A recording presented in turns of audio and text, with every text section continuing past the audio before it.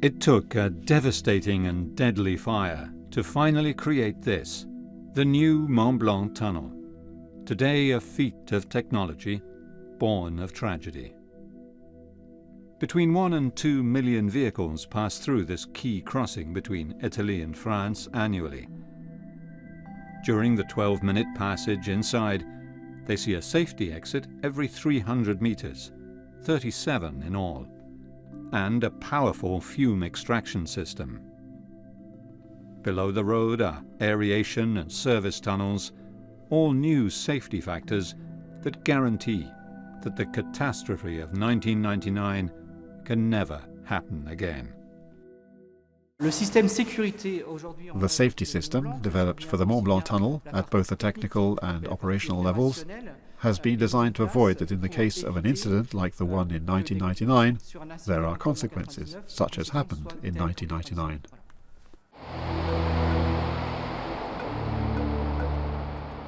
Today there are 3 fire stations in the tunnel with permanent fire crews, ready to intervene at any moment. Powerful extractor turbines make sure not only that fresh air is pumped into the tunnel, but that fumes are extracted fast. It is a vastly different tunnel from the one that was destroyed by a fire in March 1999 that killed 39 people, including a French fire chief.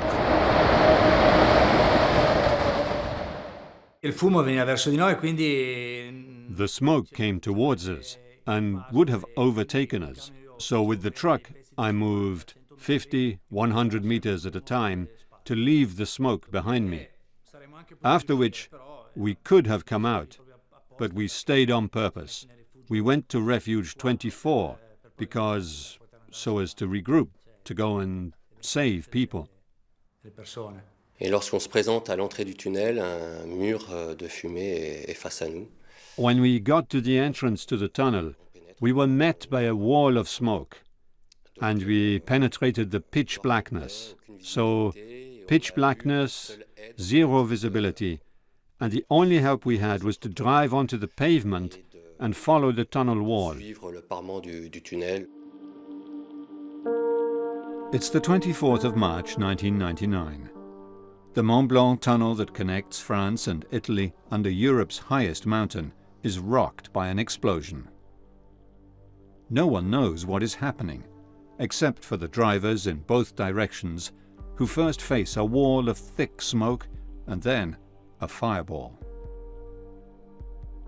What the women, men and children who perished in these vehicles, reduced to twisted carcasses, actually saw and experienced will never be known. But today, more than 2 decades later, what has become clear is not just what went wrong, but also what had to change for the tunnel to be a route of safe passage once again.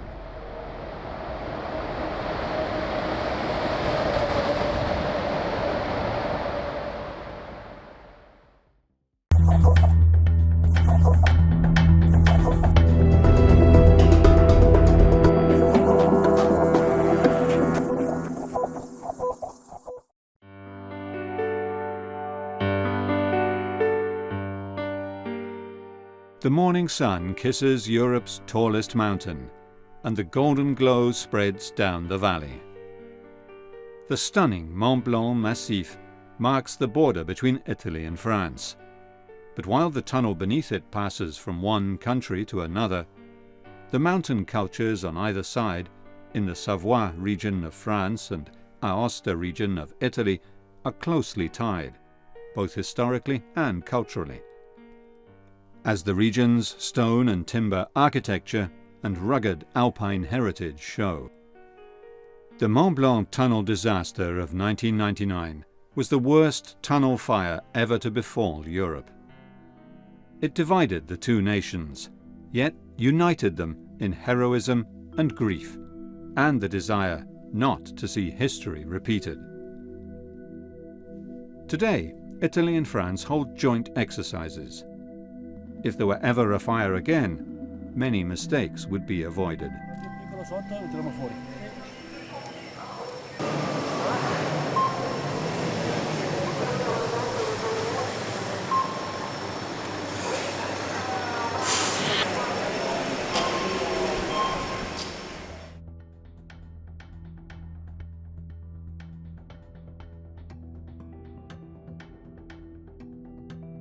There are now 3 fire stations located inside the tunnel. This is the central one, where a heavy engine and a light vehicle are stationed.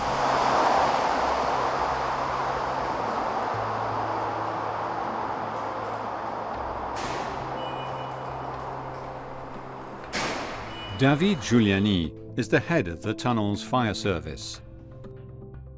En matière de lutte contre l'incendie en tunnel, la chose primordiale... In terms of firefighting in the tunnel, the essential element is speed of the teams to the fire and the massive attack of extinguishing materials such as water or water and emulsifier.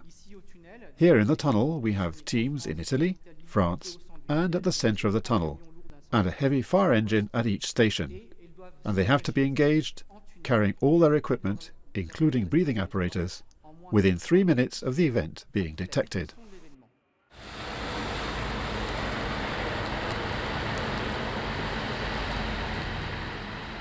Today, the tunnel is technologically one of the most advanced in Europe, with 120 cameras monitoring traffic and safety, and a complicated network of temperature and speed sensors that produce 35,000 different data points for managing and monitoring the tunnel.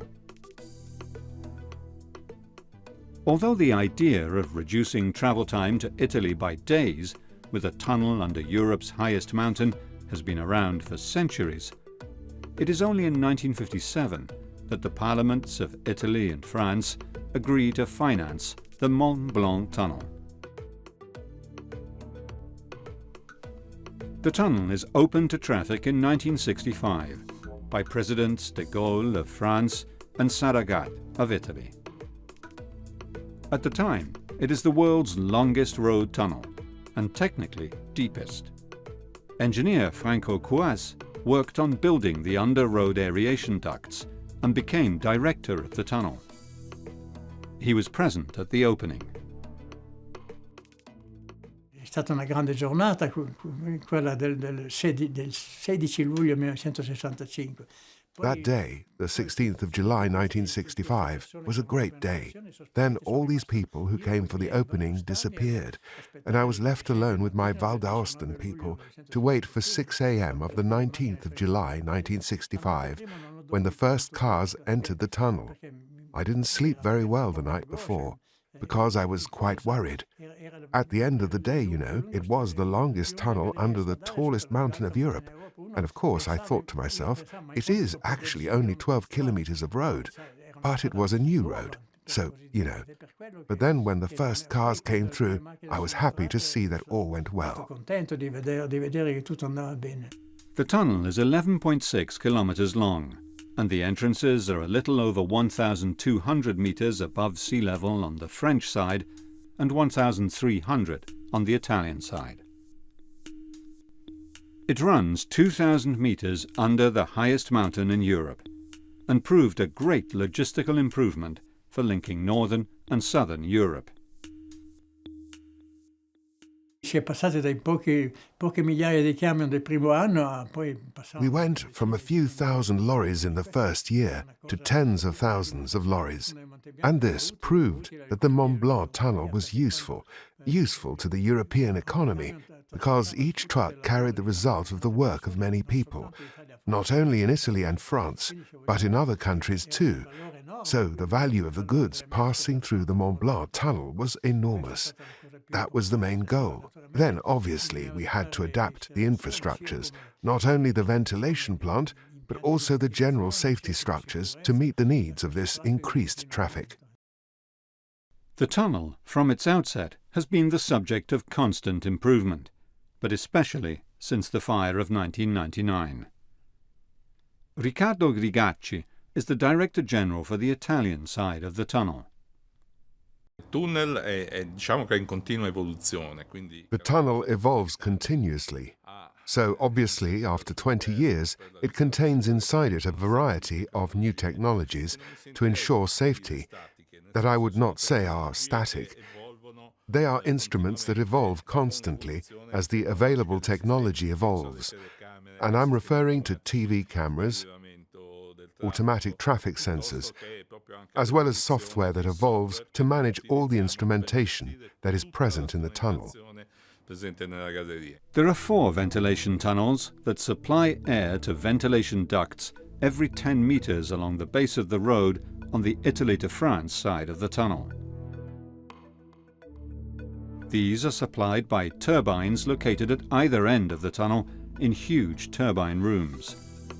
They are able to push 150 cubic meters of fresh air per second every 600 meters into each of the ducts. There is also a fume extraction duct that can be reversed to push fresh air into the tunnel. These turbines are the extractors. In 1999, ventilation turbines played a crucial role in the rescue attempts. Every 300 meters, there are side garages that lorries can park in and bays that they can back into to turn around.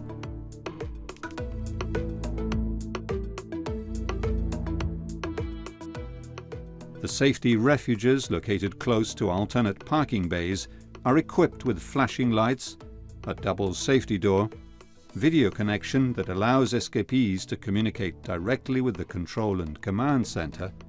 Buongiorno a tutti, siete all'interno di un luogo sicuro del traforo del Monte Bianco.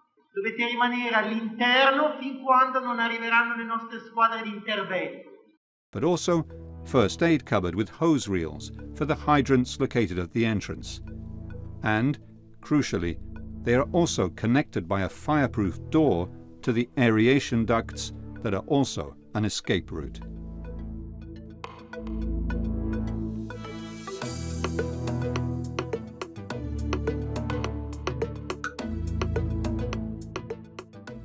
The command center and control room also manages the automatic response to problems, such as cars parked in the emergency bays, fumes or fires, maintains video contact with each of the refuges, but also establishes the neutral point of the air currents through the tunnel to ensure that there is always natural ventilation.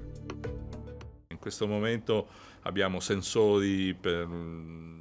In this moment, we have temperature sensors, measuring temperature increases, sensors to identify blocked vehicles, sensors that, on the basis of this information, and thanks to measurement of the air currents in the tunnel, are able to manage ventilators and all the events that could arise, and they give information to the personnel, allowing them to manage any event. Questo è accompagnato da una organizzazione. This is alongside an organization of rapid intervention personnel that allows for firefighting teams to be in the tunnel, let's say within a minute and a half of the occurrence of the event. Attrezzata anche per gestire un eventuale incendio a entrare in galleria.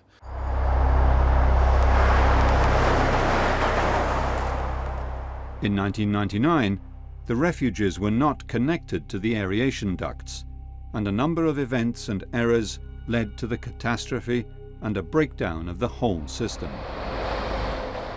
Misunderstandings and inefficiencies during the fire response and rescue contributed to the deaths of 39 people on that fateful day of the 24th of March, 1999.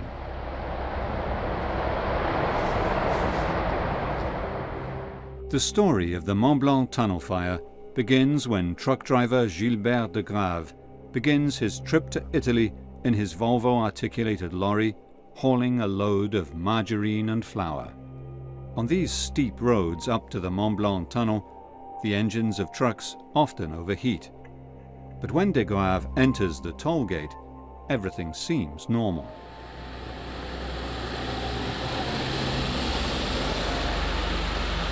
He passes the toll gate on the French side at 10:46. He drives for 6.7 kilometers at an average speed of 56 kilometers per hour towards Italy before he notices that cars and trucks begin flashing their lights at him. He realizes that something must be wrong and looks in the rear view and wing mirrors. What he sees horrifies him. Flames are coming out from a space between his cabin and the trailer. 10 years later, a fire in the Frejus tunnel is almost identical to what happened to de Grave in the Mont Blanc tunnel. As he gets out, the whole cab is engulfed in flames, and he runs down the tunnel to the Italian side. The two trucks immediately behind him overtake, despite zero visibility, and proceed towards Italy. But those following are blinded and stop. Some of these trucks are hauling highly toxic materials, such as PVC, paint, diesel oil. Plus, another truck also carrying margarine and flour. They also have huge fuel tanks. The Italian control room is warned by a driver calling from an emergency phone at 10:54. So within the next 2 minutes, both sides of the tunnel are blocked. The wind is blowing down the tunnel from Italy to France, and the dense fumes that the Belgian truck is producing begin racing towards France. Lieutenant Colonel Chappet was a captain at the time and was called in from Annecy to help organize the rescue. The refuges and garages were positioned alternately. The bays were designed to allow a vehicle or heavy goods vehicle to park without blocking the traffic, so it was not a safe area in itself. The refuges were located every 600 meters from the tunnel opening, so people in the tunnel could reach the refuges via fire doors, double fire doors. But the complication with the refuges was that they were not connected to the ventilation ducts, and communication with the safety command centers was difficult. De Grave is met by the French security officer making his way back towards France. One by one, truck drivers are taken to ventilation conduits driven by French employee Patrick Devoissou, and then collected by a van and a car sent in from the Italian side. An Italian employee of the tunnel company, Pierlucio Tinazzi, known as Spadino, races towards the center of the fire on a motorcycle and manages to save one truck driver, then rushes back in. He takes another driver to one of the refuges.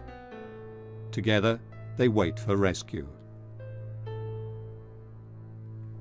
Just 2 minutes after the alarm is raised, a security officer of the French company enters the tunnel but is beaten back by the fumes, warning the company's emergency response crew they will need respiratory equipment. They are forced by the fumes to head to Refuge 17. The alpine ski resort town of Chamonix, known for its spectacular view of Mont Blanc, is just a few kilometers away, and the first responders approach from the French side. At 11:10, the first fire truck from Chamonix arrives, commanded by Georges Tozelot. There are 5 members of the crew, but only 3 masks, and they have normal compressed air bottles, not rebreathers. While the 3 firemen approach the wall of smoke, the driver and the commander of the vehicle are overwhelmed by the fumes and head to Refuge 11. Italian firefighters from Courmayeur arrive around 11:15, but by the time they enter the tunnel to attempt to get close to the truck, they are blocked by the fumes 600 meters from the burning vehicle.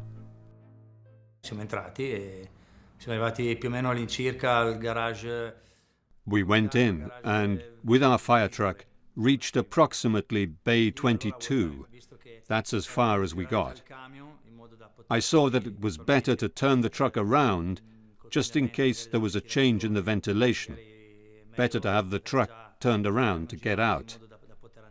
We tried to reverse in total darkness, but it was getting hot and so we couldn't see anything. We could hear the explosions, so I must have got to 200 or 300 meters from the lorry. In Chamonix, the fire station has been alerted, and a second truck is preparing to leave. I passed by the barracks by chance that day, and the first fire truck had just left. And they said, Guy, get ready. There is likely to be a need for extra help, as there's a fire in the tunnel. I got ready and got into the second fire truck, and left to reinforce the first that had already gone 10 or 15 minutes earlier. We didn't know what had happened in the tunnel, just that there was a lot of smoke, and that's all we knew. Bruno Sistilli drove the first Italian fire truck into the tunnel. We were forced to move the truck slowly from one bay to the next until we got to Bay 24, when we were told to stop there. We were told by radio to stop there, as they knew there were people inside, on the French side. So we stopped there on purpose to regroup, so as to go back in to garage 20 and 21, so as to be able to, as it were, to save some lives. But it was in vain, unfortunately. We left with a normal light fire truck of the time, and we were all equipped with isolating breathing apparatus, and we just had to refill our bottles of the isolating breathing apparatus at the entrance to the tunnel to gain capacity, to gain autonomy, and ensure we could get back, and to bring new bottles to our colleagues who were already inside.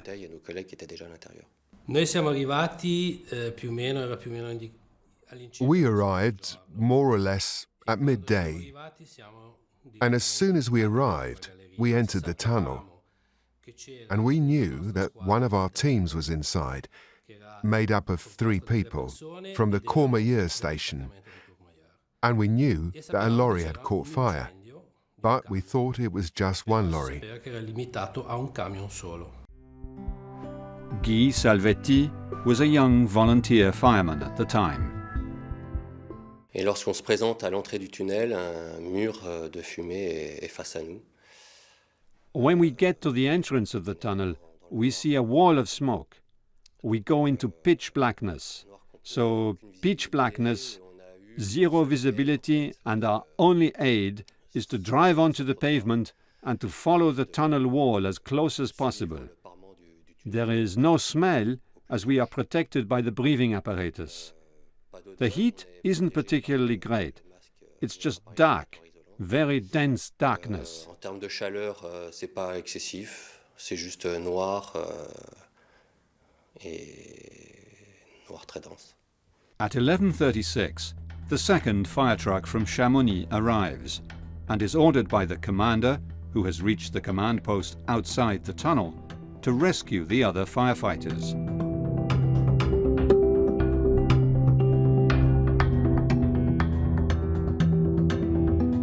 They are forced to a halt nearly 5 kilometers from the burning truck. 3 firefighters drive on. On est rentré à 5, on était 5 dans le fourgon. There were 5 of us. There were 5 in the truck, and at the 3rd refuge we dropped 2 off, because since we aren't making good progress, we decide to leave 2 in a refuge, and 3 of us go forward. 3 of us. The truck hit the wall constantly so as to be able to move forward. Otherwise, we can't go forward. We improvised because we had no way of seeing what was in front of us. We had no infrared cameras or anything like that. And that was the only way of going forward to reach the first truck. Marco Berto commanded the second Italian fire team to enter the tunnel. We went in, and we drove a little more than 4 kilometers, slightly beyond Refuge 24, and we found the Courmayeur team. There was already a wall of smoke, and they were coming backwards, driving backwards, because they couldn't work in all that smoke. So we went back to Garage 24. The smoke advanced at walking pace. We walked, and the smoke followed. On s'est divisé en 2. Moi, j'étais dans le sas. We broke up into 2 groups. I was in the refuge, as there was a refuge right there where 2 colleagues were, and while we were going forward, we heard that 2 of our colleagues had gone towards Italy. So these 2 colleagues who had started towards Italy had found safety about 30 or 40 meters from the refuge, over an air hole in the road. They've taken refuge there and breathed the fresh air. So we went back and forth between my unconscious colleagues and the hole. We all found safety huddling over the hole and made a bell with our fire jackets to capture the fresh air and waited for an ambulance. Guardate, se riuscite, andate verso il rifugio successivo. If you can, go towards the next refuge, 23, to see if there's someone. Because we know that someone's there, but we don't know if in number 23 or 22, but you just start on your way. I and Glaret only had 2 closed-circuit rebreathers, and these are bottles that give you more or less 4 hours of autonomy. So we put on these rebreathers and we headed towards Refuge 23. In these images, we see firefighters train in zero visibility conditions with breathing apparatus, and we see how they deal with obstacles. It is an exhausting task.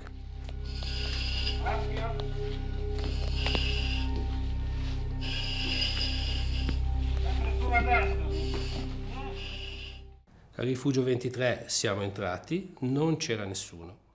We entered Refuge 23, but there was no one there. So we thought they'd be in Refuge 22. So we said, let's try to go forward. We went off again, and there was this smoke. And then we began to feel the heat, a lot of heat. And we began to hear the noises. Explosions of tires, fuel tanks. Everything was exploding and burning. So there was a lot of noise. We never got to 22 because at a certain point the temperature was simply too high. So the only solution to save our own lives was to go back. Berto and Glaret return to Refuge 24. The firefighters are now trapped in the tunnel. There is no escape.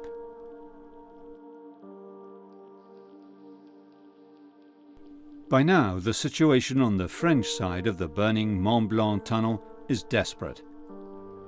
A team from the motorway company is trapped in Refuge 17, while a team of 3 French firemen are blocked in Garage 12, and 2, including team commander Georges Tozelot, in Refuge 11.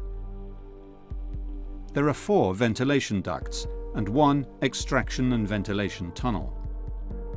The fire captain now orders the turbines reversed and fresh air to be pushed into the fume extraction tunnel so that his team can use it to reach the trapped personnel. Despite poor visibility and equipped with rebreathers, the team enters the tunnel, but are forced out at Refuge 5, where they find part of the crew of the 2nd firefighting vehicle. They then proceed and reach Refuge 11, which Georges Tozelot and his driver reached after abandoning their vehicle. They call in a 3rd fire truck with extra oxygen bottles and proceed to Garage 12, finding 2 firefighters huddled in the extinguisher niche between the 2. In Garage 12, they find 5 firefighters with their heads covered by their leather jackets and all breathing from the ventilation shaft. The operation has taken 5 hours in all. Georges Tozelot does not survive the massive carbon monoxide poisoning.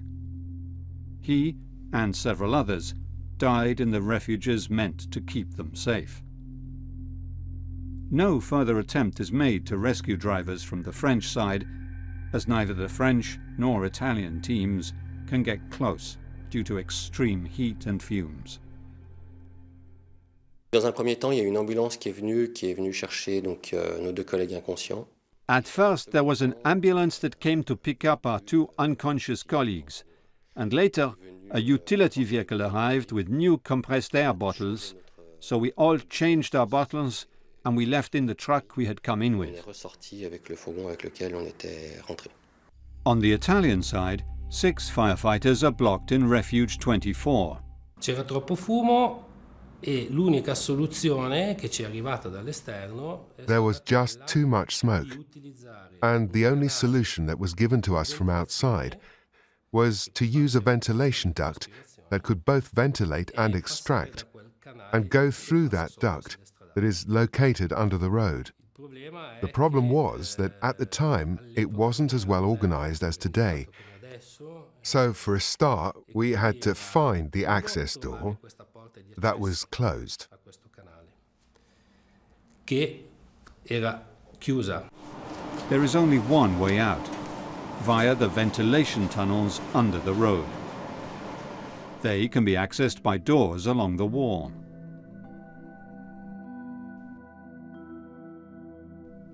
Today, Salvatore Coriale commands the Aosta fire station, and he was there on the day. C'era il problema che il traforo era, compartimentato, ovviamente. The problem was that the tunnel was separated from the ventilation ducts by airtight doors that were also locked from inside the ventilation duct. So even if the team had left the refuge and found the door, they couldn't open it. So we sent 2 firefighters on foot along the ventilation duct to unlock all the doors from inside the ventilation duct. This door couldn't be opened from the outside, so we had to wait for 2 colleagues to walk down the whole duct to open the door from inside. Per poterci venire a aprire la porta. Per fargli capire la porta che era. In order to tell them which was our door, we beat on the door to make a noise. So that's how they found us.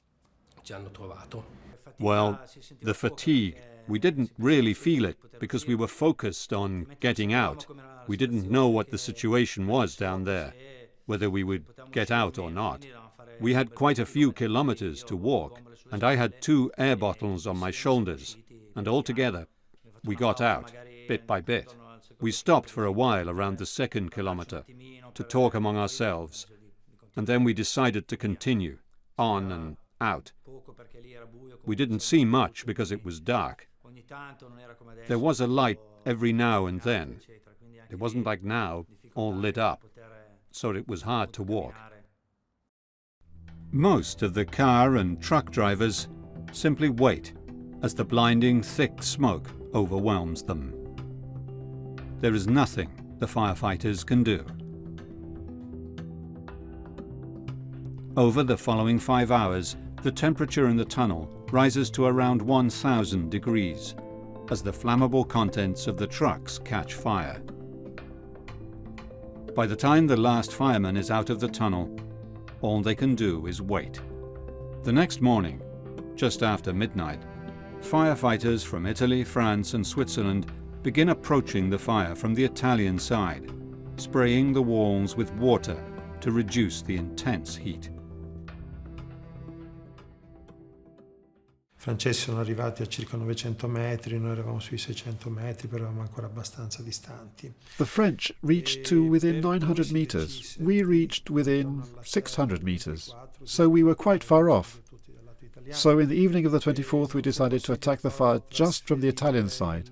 But we couldn't transfer the French firefighters by helicopter because the weather conditions had changed, and it became dangerous to fly over the Mont Blanc. Diventava difficile anche sorvolare il Monte Bianco, per cui partì una colonna francese e svizzera che attraversò. So a French and Swiss column travelled over the Great St. Bernard Pass and reached Italy through Switzerland.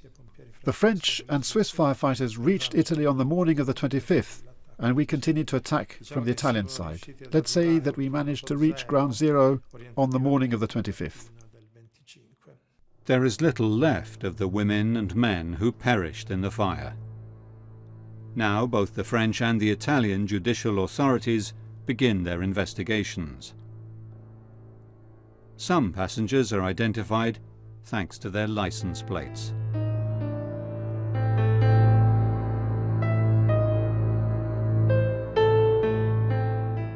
Pierlucio Tinazzi and the truck driver he attempted to save are found dead of carbon monoxide poisoning in Refuge 20, huddled with their faces near the ventilation duct. The fire doors were designed to withstand 4 hours of fire. His BMW motorbike has literally melted into the road. Io sono entrato la mattina del 26. I entered on the morning of the 26th, and that's when we realized the number of victims as we found them, but obviously it took more than a day to establish the exact number of victims. We noticed that, obviously, with those temperatures, there wasn't much left of the bodies of the victims, especially those found inside the cars, mostly just their bones. And this led us to believe that the majority of people died in their cars or lorries in the early minutes or hours from gas or fumes poisoning.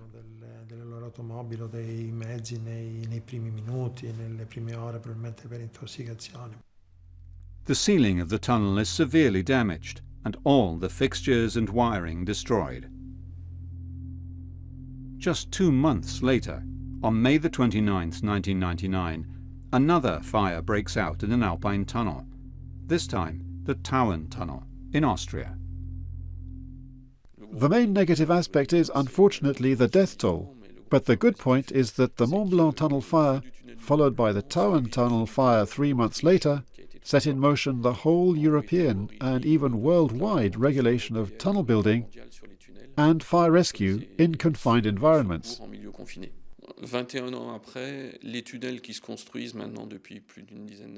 21 years later, the tunnels that are being built have, at least for the last 10 years, taken into account the new safety rules that include safe spaces, evacuation ducts, the connection of refuges with evacuation ducts, that include detection methods that are much more sensitive and adopt new technologies. The manslaughter trial begins on the 31st of January 2005 in Bonneville, with an appeal trial held the following year. Only the director of safety on the French side of the tunnel is found guilty, while Gilbert de Grave is amnestied. I was the president of the Valle d'Aosta motorways, and I was saddened by those events, that tragedy, because the Mont Blanc tunnel was my life. Not only because of what my granddad told me, but because I took part in the construction. And I remember the days of excitement before the arrival of the presidents de Gaulle and Saragat at the Italian entrance. So for me it was incredibly sad, even if I wasn't involved. I was a witness 3 times at the Bonneville trial, and like all such publicized trials, it wasn't the most fun to follow. The court found that the fire was caused by a cigarette butt thrown into de Grave's Volvo truck air filter. In the meantime, work has begun on a complete overhaul of the deepest and longest tunnel in the world, and a new company is formed to manage it.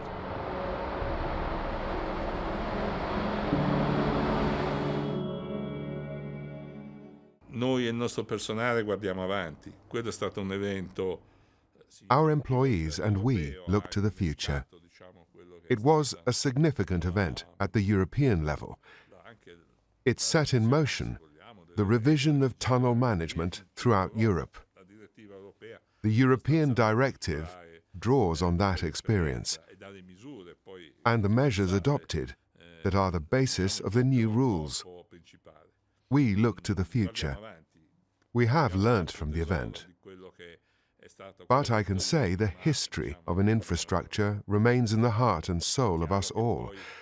But we and our personnel prefer to look to the future and improve things continuously.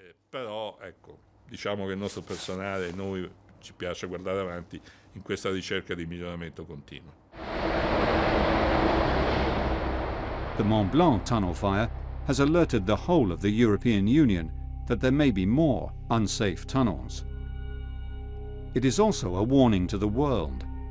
People caught in a tunnel fire don't die from the fire, but rather from the fumes and smoke. Civil engineers working on new tunnels in Europe and the US immediately begin rethinking their plans. Non abbiamo mai avuto eventi particolarmente significativi. We have not had any particularly significant events, or dramatic events, let's say, since the tunnel was reopened. Certainly since the fire, we have had no such event. Very often thanks to the timely intervention of our teams. So, where there was the potential for an event to develop, the beginning of a fire, for example, our rapid response ensured that there were no consequences.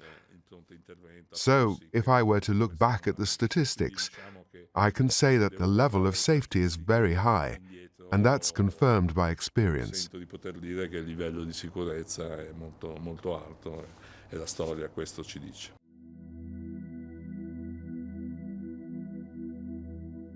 Today, the new tunnel has extensive lighting, a dedicated radio frequency. Welcome to the Mont Blanc tunnel. In the tunnel, overtaking is strictly forbidden.